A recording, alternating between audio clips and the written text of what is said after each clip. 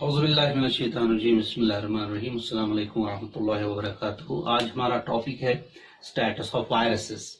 तो वायरसेस के स्टेटस में हमें इनकी डेफिनेशन देखनी है, वायरस है क्या, इनकी डिस्कवरी के बारे में थोड़ा बहुत, इनका साइज, इनके टाइप्स, ये मल्टीप्लाई कैसे करते हैं, ऑफ कोर्स इनकी इकोनॉमिक इंपॉर्टेंस क्या है। ठीक है, तो स्टार्ट करेंगे हम वायरस की डेफिनेशन से। वायरस जो है ये आप याद रखेंगे, ये बहुत छोटा एंटिटी है, अल्ट्रा माइक्रोस्कोपिक है। Ultra ultra microscopic nucleo protein entity, ये बड़ा इंपॉर्टेंट है, याद रखना। न्यूक्लियो प्रोटीन एंटिटी,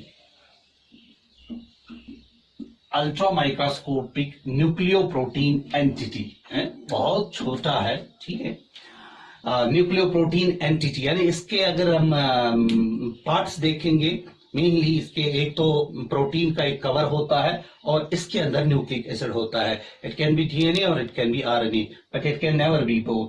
ठीक है, it's an entity, it's not an organism, complete organism. It comes at the border line between living and non living, क्योंकि इसके कुछ कैरेक्टरिस्टिक फीचर जो है लिविंग के साथ मिल जाते हैं और कुछ कैरेक्टरिस्टिक फीचर्स इसके नॉन लिविंग के साथ मिल जाते हैं, इसलिए ये बॉर्डर लाइन पे है। तो वो कैरेक्टरिस्टिक फीचर जो लिविंग के साथ मिलते हैं, नॉन लिविंग के साथ मिलते हैं, वो आप खुद देखेंगे, हम आगे यहाँ पर पढ़ेंगे, उस पर हम टाइम जाया नहीं करेंगे। तो बहरहाल एक न्यूक्लियो प्रोटीन एंटिटी है, ultra microscopic nucleo protein entity, which is capable of utilizing the host machinery for its own multiplication। तो ये आप इसकी डेफिनेशन याद रख सकते हैं। Virus an ultra microscopic nucleo protein entity capable of utilizing the host machinery for its own multiplication। खुद ये रिप्रोड्यूस नहीं करता है, इनसाइड द लिविंग सेल ये रिप्रोड्यूस करता है, आउटसाइड द लिविंग सेल ये बिल्कुल इनएक्टिव होता है। वायरियन तब इसको हम बोलते हैं, जब आउटसाइड लिविंग सेल होता है इनएक्टिव वायरस, इसको वायरियन बोलते हैं। जब भी ये लिविंग सेल में दाखिल हो जाता है तब जाके उसकी मशीनरी यूज करके अलग अलग अपनी पार्ट्स बनाता है, फिर उनको जोड़ देता है। तो मल्टीप्लिकेशन के लिए लिविंग सेल इसके लिए बहुत जरूरी है, इसके बगैर ये मल्टीप्लाई नहीं हो सकता है। तो इन द सेंस हम कह सकते हैं ये एक ओब्लिगेट पैरासाइट है जो कि होस्ट के अंदर मल्टीप्लाई करता है और ये होस्टर्स के लिए जरूरी है। बहरहाल ये इसकी डेफिनेशन है जो आप याद रखेंगे। तो इसके बाद इसकी डिस्कवरी पे अगर हम थोड़ा सा बात करेंगे, even before it is discovery कुछ डिजीजेस मालूम थी जो कि वायरस से होती थी, तब पता नहीं था ये वायरस से होती है, लेकिन डिजीजेस इससे पहले भी वायरल डिजीज मालूम थी, जैसे स्मॉल पॉक्स है, जैसे पोलियोमाइलिटिस है, ये उससे पहले ही मालूम था। बल्कि स्मॉल पॉक्स जो है इसके लिए तो जीनर ने वैक्सीन भी बनाया था। तो फिर अल्टीमेटली 1880 में लुइस पास्चर जो है, लुइस पास्चर ने 1880 में लुइस पास्चर ने जो है इसको ये एजेंट जो है जो ये डिजीजेस काज करता था, जो डिजीज के काज करता था, इसको नाम दिया वायरस। तो लुइस पास्चर ने इसको नाम वायरस दिया। वायरस का मीनिंग है पॉइजन। ठीक है, तो वो जो डिजीज वो स्टडी कर रहे थे तो जैसे रेबीज वगैरह, तो उस सेंस से इन्हें नाम दिया इसका वायरस, सिर्फ नाम दे दिया। ठीक है, तो इसका साइंटिफिक जो असल में स्टडी है वो असल में वर्क ऑफ से मेयर से स्टार्ट हो जाता है। 1886 में मेयर ने साइंटिफिक स्टडी इस वायरस का स्टार्ट किया। मेयर 1886 में साइंटिफिक स्टडी मेयर ने स्टार्ट किया इसका। तो फिर इस साइंटिफिक स्टडी में पता चला कि जो टोबैको मोज़ेक डिजीज है वो फिल्टरेबल है, यानी जो बैक्टीरियल फिल्टर उस वक्त अवेलेबल था उसके थ्रू ये डिजीज जो है फिल्टर हो गई है। फिर एक्चुअली इवानोविस्की ने 1892 में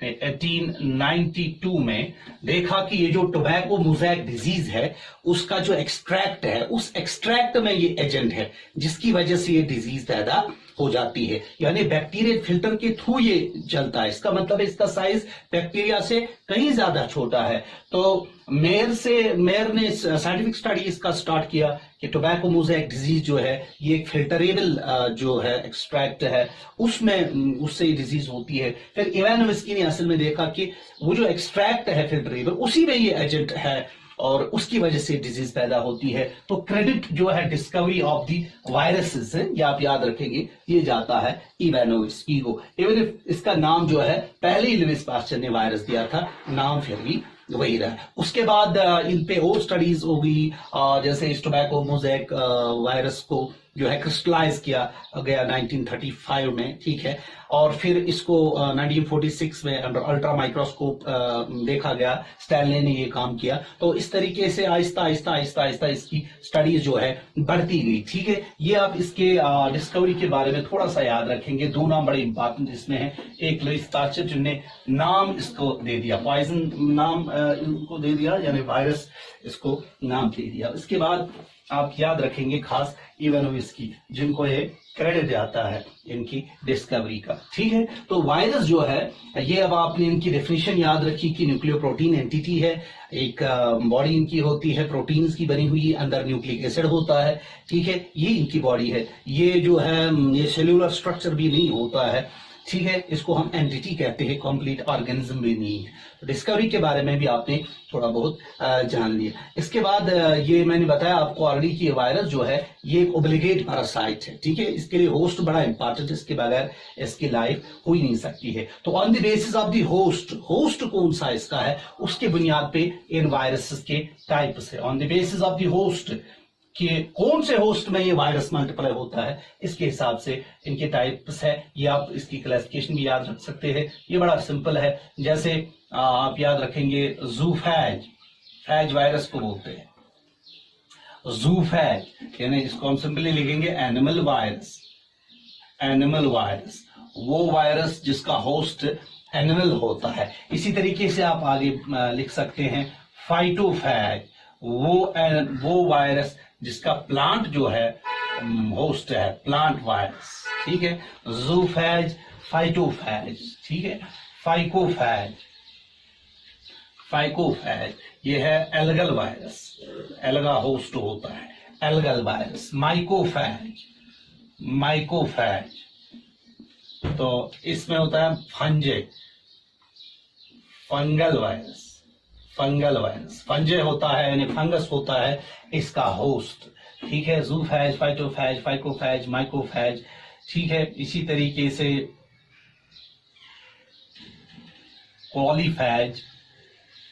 कॉलीफैज अलग होता है, जो अच्छा उससे पहले आप याद रखेंगे बैक्टीरियोफैज, ये वो वायरसेस है जिनके होस्ट बैक्टीरिया होते हैं, इनको आप कह सकते हो बैक्टीरियल वायरस, जहां बैक्टीरिया जो है होस्ट होता है। फिर आप याद रखेंगे कॉलीफैज बोलते हैं उस बैक्टीरियोफैज को, उस वायरस को जिसका होस्ट बैक्टीरिया ही होता है, लेकिन कोलन बैक्टीरिया यानी ई इसका होस्ट होता है, ई वायरस, ठीक है। ये है बेसिकली बैक्टीरियोफैज ही, लेकिन कॉलीफैज पे क्योंकि बहुत ज्यादा स्टडीज है, अलग इसका नाम है, इसलिए ये बैक्टीरियोफैज ही है। लेकिन जो बैक्टीरियोफैज जिसका होस्ट इकोलाई होता है उसको हम बोलते हैं कॉलीफैज, ठीक है। तो ज़ूफैज, फाइटोफैज, माइकोफैज, फाइकोफैज, ठीक है, बैक्टीरियोफैज, कॉलीफैज आप याद रखेंगे। इसी तरीके से साइनोफैज भी आप याद रख सकते हो, साइनोफैज होता है वो वायरस जिनका बिल्लो ग्रीन एल्गी होते हैं होस्ट, बिल्लो ग्रीन एल्गल वायरस, ठीक है, बिल्लो ग्रीन एल्गल वायरस। तो फैज एक्चुअली वायरस को बोलते हैं on the basis of the host, ठीक है। इनके टाइप्स है ये, क्योंकि ये ओब्लिगेट पैरासाइट होता है। तो ये भी एक सिंपल सी क्लासिफिकेशन आप इनकी याद रखेंगे वायरसेस की। इसके बाद हम इनकी जो साइज है उस साइज पे थोड़ी सी बात करेंगे, फिर इनके टाइप्स यानी स्ट्रक्चर के हिसाब से इनके टाइप्स पे हम आ जाएंगे। इनके टाइप्स, इनके स्ट्रक्चर की अगर हम यानी साइज की बात करेंगे, वायरसेस जो है, चूंकि मैंने आपको पहले ही बताया है, ये अल्ट्रा माइक्रोस्कोपिक होते हैं, बैक्टीरियल फिल्टर के थ्रू निकल के आ जाते हैं, ठीक है। तो इसका मतलब ये है इनका साइज बैक्टीरिया जो स्मॉलेस्ट बैक्टीरिया उनसे छोटा होगा, तो बहुत छोटा साइज होता है, नैनोमीटर्स में इनका साइज होता है। ठीक है, तो ये यूनिट है, पहले भी मैंने आपको बताया, फिर मैं दोहराता हूं। ठीक है, अगर 1 सेंटीमीटर है उसके हम 10 पार्ट्स बनाएंगे। 10th पार्ट जो 1 सेंटीमीटर का है वो 1 मिलीमीटर होता है। 1 मिलीमीटर के हम 1000 पार्ट करेंगे, तो उसका 1000th पार्ट जो है वो 1 माइक्रोमीटर कहलाता है। 1 माइक्रोमीटर के हम 1000 पार्ट्स करेंगे, तो उसका 1000th part of A micrometer वो कहलाता है नैनोमीटर। 1 नैनोमीटर होता है इक्वल टू 10 एंगस्ट्रॉम डिग्री। ठीक है, यानी माइक्रोमीटर का 1000th पार्ट होता है 1 नैनोमीटर है। ये आसान तरीका है याद रखने का। जैसे 1 सेंटीमीटर, इसमें 10 मिलीमीटर्स होते हैं, तो 10th पार्ट हो गया मिलीमीटर। मिलीमीटर के आप 1000 हिस्से करेंगे तो 1000वां हिस्सा हो गया माइक्रोमीटर। उस माइक्रोमीटर के 1000 हिस्से करेंगे तो 1000वां हिस्सा हो जाता है नैनोमीटर। इतना छोटा साइज होता है इन वायरसेस का। ठीक है, इनका साइज अगर रेंज हम देखेंगे 10 नैनोमीटर से ये चलते हैं। 10 नैनोमीटर जो है यहां से इनका रेंज स्टार्ट होता है। Foot and mouth virus of cattle है ये, फुट एंड माउथ वायरस जो कि कैटल में होता है। ठीक है, ये है इसका साइज 10 नैनोमीटर है।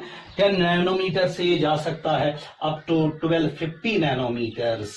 ठीक है, 1250 nanometres, 1250 into 40 nanometers beat yellow virus. 1250 into 40 nanometers beat yellow virus. ठीक है, तो ये इनका साइज का रेंज है। 10 नैनोमीटर से इनका साइज शुरू होता है। फुट एंड माउथ वायरस का 10 नैनोमीटर होता है। 1250 into 40 नैनोमीटर्स तक ये साइज जा सकता है। ठीक है, इस साइज का ऐसे थोड़ा और भी बड़ा हो सकता है, लेकिन यहां फिर वो छोटा हो सकता है, इसलिए इस सेंस से ये माना जाता है बीट येलो वायरस ये एक बड़ा वायरस होता है। ठीक है, तो बाकी के जो वायरसेस है उनका साइज इसके बीच में आ जाता है। जैसे टोबैको मोज़ेक वायरस की भी हम बात कर रहे थे, अराउंड अबाउट 300 नैनोमीटर्स उसका साइज होता है। तो ये इसका साइज का रेंज है जो आप याद रखेंगे। इसके बाद आर्किटेक्चरली आप देख सकते हैं इस वायरस के 3 फॉर्म्स होते हैं। वायरस के 3 फॉर्म्स होते हैं। ये शेप भी आप इसको कह सकते हो। वायरस जो है इसकी 3 फॉर्म्स होती हैं। स्ट्रक्चर के हिसाब से आप इनके 3 फॉर्म्स देख सकते हो, या शेप भी इनकी यही होती है। तो एक तो हो सकता है हेलिकल वायरस। ठीक है, ये इनकी फॉर्म्स है, ये इनका शेप है, ये आर्किटेक्चरल इनकी फॉर्म्स है। हेलिकल वायरस हो सकता है वो वायरस जो कि इलांगेटेड है, सिलेंड्रिकल है, उसको हम बोलते हैं ये हेलिकल वायरस है। तो ये होता है इलांगेटेड, ये इसका शेप है, यही इसका फॉर्म है, ये इसका टाइप भी बन जाता है। इलांगेटेड सिलेंड्रिकल अगर वायरस है तो उसको आप बोल सकते हो ये हेलिकल है। जैसे ये मार्कर है, ये इलांगेटेड है, तो ऐसी शेप का अगर वायरस होगा तो उसको हेलिकल वायरस हम बोल सकते हैं। ठीक है, इसी तरीके से दूसरी फॉर्म या दूसरी शेप या दूसरा टाइप इस लिहाज से इनका होता है क्यूबाइडल वायरस जो है, क्यूबाइडल वायरसेस का शेप ये शॉर्ट एंड ब्रॉड होते हैं। ये राउंडेड हो सकते हैं, पॉलीहेड्रल हो सकते हैं, यानी शॉर्ट ब्रॉड ये होते हैं। शॉर्ट एंड ब्रॉड से राउंडेड हो सकते हैं, ये राउंडेड हो सकते हैं, पॉलीहेड्रल हो सकते हैं, पॉलीहेड्रल साइजेस इनके वो।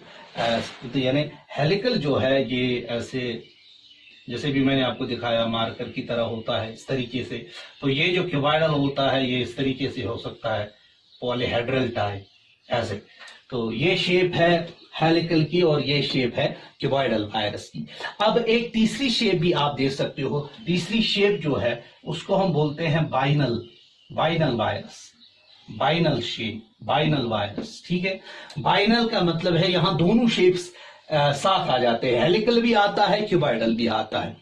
यूजुअली ऐसे जो वायरसेस हैं उनमें आप देखेंगे इनका एक हेड होता है, that head is actually cuboidal. जैसे वहां क्यूबाइडल शेप बनी हुई है इस तरीके से, हेड इनका होता है ऐसे सॉरी, हेड इनका होता है इस तरीके से, ये इनकी क्यूबाइडल शेप है, तो हेड क्यूबाइडल होता है। और फिर जो इनकी बॉडी होती है, या हम नेक कहेंगे, तो नेक जो है इस तरीके से क्यूबाइडल हो सकता है, ठीक है। तो ये बाइनल वायरस कहलाएगा। हेलिकल ये वाला है, इलांगेटेड से सिलेंड्रिकल, क्यूबाइडल ये वाला है, ठीक है, शॉर्ट ब्रॉड राउंडेड या पॉलीहेड्रल, और बाइनल में ये दोनों स्ट्रक्चर्स जमा हो जाते हैं, ठीक है। बैक्टीरियोफेजेस में ये बाइनल शेप आप यूजुअली दे सकते हो। और उसमें एडिशनली कुछ स्ट्रक्चर्स होते हैं, जैसे T2 या T4 बैक्टीरियोफेज है, उसमें एक बेस प्लेट भी होता है, ठीक है, उसमें स्पाइक्स वगैरह भी होते हैं। उसका स्ट्रक्चर बैक्टीरियोफेज की इवन का ही हम स्ट्रक्चर देखेंगे, उसमें सारे शेप्स आ जाएंगे एक साथ, क्योंकि उसमें ये सिलेंड्रिकल शेप या हेलिकल भी आ जाएगी, उसमें क्यूबाइडल भी आ जाएगा, और इसके जो एक्स्ट्रा स्ट्रक्चर्स है वो भी इसमें आ जाएंगे। तो एक्चुअली ये शेप्स बनते कैसे हैं, इनके सब यूनिट्स वगैरह ये हम स्टडी करेंगे जब हम स्ट्रक्चर पढ़ेंगे बैक्टीरियोफेजेस का, इवन बैक्टीरियोफेजेस का, वहां इसको हम डिटेल से पढ़ेंगे। तो ये तो तीन जो शेप्स है या तीन फॉर्म्स है वायरसेस के, जो आप याद रखेंगे, ठीक। उसके बाद हम देखेंगे इस वायरस में कौन कौन सा पार्ट होता है, पार्ट्स ऑफ वायरस, यानी स्ट्रक्चर जो है, स्ट्रक्चर में कौन कौन से पार्ट्स होते हैं, वायरस का जो स्ट्रक्चर है इसमें कौन कौन से पार्ट्स होते हैं, ये हम यहां देखेंगे। तो इसको शुरू करने से पहले आप याद रखेंगे, बेसिकली वायरस जो है मेन दो पार्ट से ही बनता है। जैसे एक प्रोटीन कवरिंग बाहर होती है और अंदर न्यूक्लिक एसिड होता है। असल में मेन कंपोनेंट जो है स्ट्रक्चर के यही दो है। हाँ, एडिशनली इसके अलावा कहीं कहीं और भी कंपोनेंट्स हो सकते हैं, हम सारे के सारे देखेंगे। तो अगर सारे मिलाएंगे तो यूजुअली 4 पार्ट्स होते हैं या 4 कंपोनेंट्स होते हैं एक वायरस के, 4 पार्ट्स, ठीक है, 4 पार्ट्स होते हैं या 4 कंपोनेंट्स होते हैं वायरस के, ठीक। तो इनको हम एक एक करके देखेंगे। जैसे एनवेलप है सबसे पहला, एनवेलप, ठीक है। एनवेलप जो है ये एक एडिशनल लूज कवरिंग होती है, एडिशनल कवरिंग होती है कुछ वायरसेस में, ठीक है, कुछ वायरसेस में एडिशनल कवरिंग होती है, ये सारे वायरसेस में नहीं होती है। ये जो कवरिंग है ये बनी होती है प्रोटीन्स की, जो कि वायरल नेचर के होते हैं, वायरल प्रोटीन से बना होता है, प्लस कार्बोहाइड्रेट्स और फैट से बने होते हैं, जो कि होस्ट से आ जाते हैं, ठीक है। तो एनवेलप एक एडिशनल कवरिंग होती है कुछ वायरसेस के ऊपर, एनिमल वायरस में आ जाते हैं ज्यादातर, एनिमल वायरस के ऊपर कुछ एक एडिशनल कवरिंग होती है। ये कवरिंग बनी होती है प्रोटीन्स की ऑफ द वायरल नेचर, और कार्बोहाइड्रेट्स एंड फैट्स की बनी होती है जिनका नीचे जो होस्ट से आ जाते हैं। तो ये एक एडिशनल लूज कवरिंग होती है कुछ वायरसेस में, जैसे HIV वायरस जो है, ह्यूमन इम्यूनो डेफिशिएंसी वायरस, इसमें ये एनवेलप होता है, एक एडिशनल कवरिंग है, ये सारे वायरस में नहीं होता है। प्रोटीन्स का बना होता है जो कि वायरल ऑरिजिन के होते हैं, और उसमें साथ लिपिड्स और कार्बोहाइड्रेट्स भी होते हैं जो कि होस्ट के होते हैं, होस्ट से आ जाते हैं। अब इस जो प्रोटीन है जिसका एनवेलप बना होता है, इसके सब यूनिट्स होते हैं, वही सब यूनिट असल में मिलके ये एनवेलप बनाते हैं, सब यूनिट्स ऑफ दी एनवेलप। उन सब यूनिट्स को बोलते हैं पेप्लोमर्स, पेप्लोमर्स, ठीक है। ये पेप्लोमर्स ये सब यूनिट्स है इस प्रोटीन के, वही सब यूनिट्स मिलके इस एनवेलप को बनाते हैं। तो पेप्लोमर्स मिलके ये एनवेलप बनाते हैं, एडिशनल कवरिंग है ये कुछ वायरसेस में, ठीक है। इसके बाद नेक्स्ट इस एनवेलप के अंदर अगर हम देखेंगे तो असल में जो मेन कवरिंग होती है सारे वायरसेस में वो कैप्सिड है। कैप्सिड ही असल में आउटर कवरिंग मानी जाती है, क्योंकि एनवेलप एडिशनली होता है कहीं कहीं पर, क्योंकि सारे वायरस में नहीं होता है, और जहां एनवेलप नहीं होता है उन वायरसेस को नेकेड वायरसेस बोलते हैं, ठीक है। Naked virus, naked virus, naked virus जो है it's a virus without envelope, virus जो कि एनवेलप के बगैर होता है, that virus is known as naked virus. Anyway capsid जो है ये एक्चुअल बाहर की कवरिंग है जो कि प्रोटीन्स की बनी होती है, ठीक है, प्रोटीनेशियस कवरिंग है ये, तो इसको आप याद रखेंगे, proteinaceous covering outside the nuclei या आउटसाइड दी न्यूक्लिक एसिड। तो न्यूक्लिक एसिड अंदर होता है, बाहर इसमें एक प्रोटीन की कवरिंग होती है, that covering is known as capsid. तो ये तो मैंडेटरी कवरिंग है जो कि वायरसेस के बाहर होती है। इसके बाहर कहीं कहीं एडिशनली ये एनवलप होता है। तो ये कैप्सिड जो है भी प्रोटीन्स का बना होता है और इसमें भी सब यूनिट्स होते हैं। जैसे आपने ऊपर देखे कि एनवलप में सब यूनिट्स होते हैं, इसी तरीके से कैप्सिड में भी प्रोटीन सब यूनिट्स होते हैं जो कि मिलकर इस कैप्सिड को बनाते हैं और इस कैप्सिड के सब यूनिट्स को बोलते हैं capsomeres. Capsomeres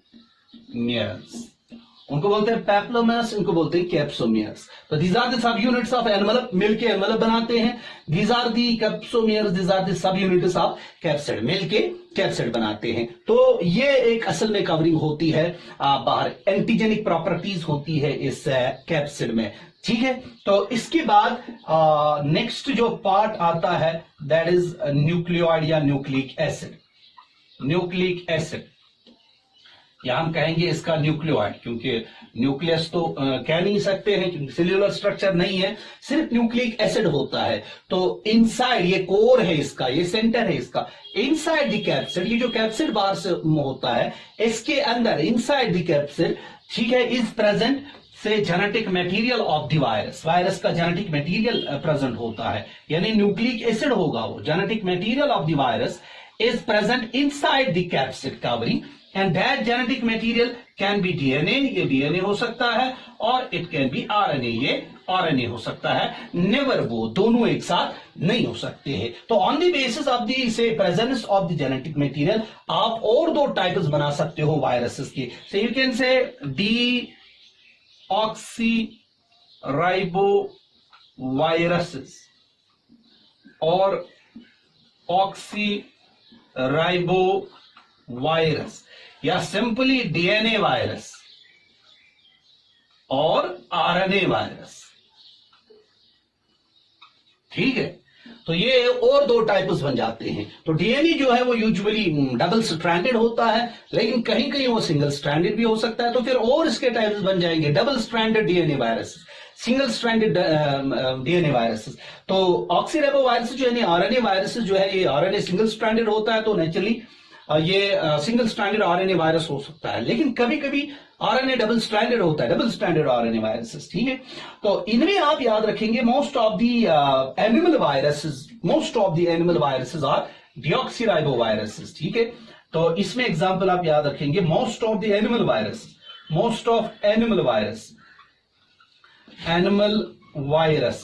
are DNA virus most, यानी इसमें एक्सेप्शंस है। जैसे हर्पीज वायरस एक्सेप्शन है, या एचआईवी कॉमन है, इसको आप याद रखेंगे, ठीक है।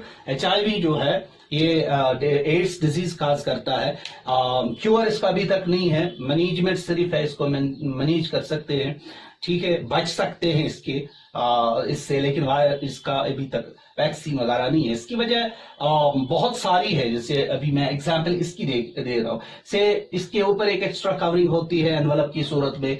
ये जो नॉर्मल एनिमल वायरसेस होते हैं वो और डीएनए वायरसेस होते हैं, ये आरएनए वायरस है, आरएनए जेनेटिक मटेरियल होता है, ठीक है।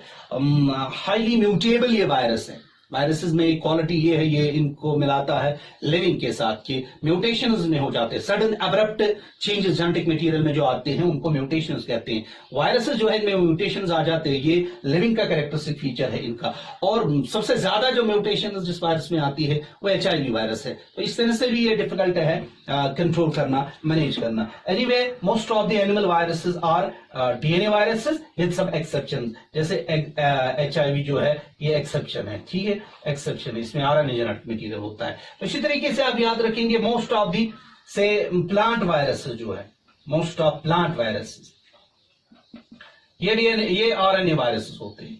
Example RNA virus, most of the plant viruses are RNA viruses. इसमें भी आप जो है एग्जाम्पल दे सकते हैं, जैसे कॉलीफ्लावर मोज़ैक डिजीज है या वायरस है, कॉलीफ्लावर मोज़ैक वायरस, ये डीएनए वायरस है, तो एक एक्सेप्शन है डीएनए वायरस।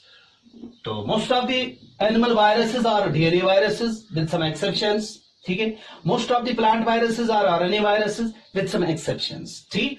तो ये है तीसरा पार्ट इस से वायरस का, ठीक है। तो वायरस में आपने देखा एडिशनल कवरिंग हो सकती है एनवलप की सूरत में, फिर उसके बाद एक्चुअल कवरिंग होती है what's known as capsid. Capsid के अंदर जेनेटिक मटेरियल होता है, इट कैन बी डीएनए और इट कैन बी आरएनए। ये डीएनए होता है या आरएनए होता है, ठीक है, दोनों नहीं हो सकते, एक ही होता है। हाँ, इसमें फिर वेरिएशन बहुत ज्यादा है।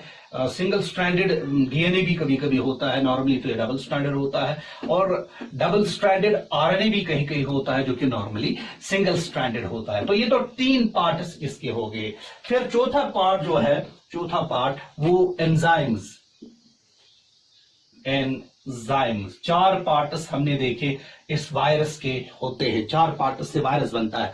2 कंपलसरी पार्ट्स है, एक तो कैप्सिड है और उसके अंदर न्यूक्लिक एसिड है, ये कंपलसरी पार्ट्स है। तो बाहर हमने देखा कि एक एडिशनल कवरिंग भी कहीं कहीं हो सकती है जिसको एनवेलप कह सकते हैं, होगा नहीं तो नेकेड वायरस कहेंगे। और ये चौथा पार्ट एंजाइम है, ये भी ऑप्शनल है, ये भी सारे वायरस में नहीं होता है या कंपलसरी एक पार्ट नहीं है, ठीक है। एंजाइम जो है आप देख सकते हो कहीं कहीं पर, जैसे लाइसोजाइम होता है, लाइसोजाइम होता है बैक्टीरियोफेज में, बैक्टीरियोफेज, तो ये आप देख सकते हो बैक्टीरियोफेज में लाइसोजाइम एंजाइम होता है। ये जो होस्ट है, होस्ट का वॉल डिसॉल्व करने में मदद करता है, इनके टेल में होता है, ठीक है। तो एंजाइम हो सकते हैं कहीं कहीं पर, जैसे बैक्टीरियोफेज में लाइसोजाइम होता है। इसी तरीके से रिवर्स ट्रांसक्रिप्टेस एंजाइम है, रिवर्स ट्रांसक्रिप्टेस एंजाइम। ये रिवर्स ट्रांसक्रिप्टेस एंजाइम होता है उन वायरसेस में जिनको हम बोलते हैं रेट्रोवायरसेस। रेट्रोवायरस, रेट्रोवायरस बोलते हैं उन वायरसेस को जो कि आरएनए से डीएनए बनाते हैं, इनका जेनेटिक मटेरियल आरएनए होता है, आरएनए से डीएनए बनाते हैं। आरएनए से डीएनए बनाने के लिए रिवर्स ट्रांसक्रिप्शन की जरूरत पड़ती है और उस एंजाइम को हम रिवर्स ट्रांसक्रिप्टेज बोलते हैं। नॉर्मली डीएनए से आरएनए बनता है, that process is known as transcription. अगर आरएनए से डीएनए बनेगा the process known as reverse transcription, उसके लिए जो एंजाइम लगता है that is known as reverse transcriptase. तो reverse transcriptase is the enzyme which actually catalyses the formation of DNA from RNA. और वो वायरस जो एक काम कर सकते हैं उनको रेट्रोवायरस हम बोलते हैं। तो रेट्रोवायरसेस में ये रिवर्स ट्रांसक्रिप्टेज जो है ये एंजाइम होता है, जैसे HIV वगैरह है, ठीक है। तो ये चौथा पार्ट है एंजाइम, ये भी ऑप्शन है, कहीं कहीं होता है कहीं कहीं नहीं होता है। तो इसमें आप लास्ट में याद रखेंगे वायरस के असल में मेन 2 ही पार्ट्स है, एक तो कैप्सिड है, एक तो अंदर न्यूक्लिक एसिड है। उसकी सेंस से ये या तो आरएनए वायरस होंगे या तो डीएनए वायरस होंगे, लेकिन कहीं कहीं एडिशनली बाहर कैप्सिड से बाहर कवरिंग होती है, that is known as envelope. और कहीं कहीं कुछ एंजाइम्स भी हो सकते हैं कहीं कहीं। तो इस सेंस से 2 ही मेन पार्ट्स है, लेकिन बहरहाल 4 टोटल पार्ट्स हो सकते हैं एक वायरस के। तो ये असल में वायरस का इंट्रोडक्शन था, इसके साइज वगैरह के बारे में, इसके टाइप्स के बारे में और इसके पार्ट्स के बारे में। तो इसके कौन कौन से फीचर्स लिविंग के साथ मिलते हैं, कौन कौन से नॉन लिविंग के साथ, ये आप कमेंट्स में खुद लिख सकते हो। ये बड़ा आसान है, बुक खोल के आपको मिल जाएगा कौन से फीचर्स लिविंग के साथ, कौन से नॉन लिविंग के साथ। Hence it's on the border line between living and non living, ठीक है। तो इसके बाद हम इसके स्ट्रक्चर ऑफ बैक्टीरियोफेज वो देखेंगे, उसमें वो शेप्स आ जाएंगी सारी की सारी, और फिर लाइफ साइकिल इसका कैसे चलता है वो देखेंगे इंशाल्लाह।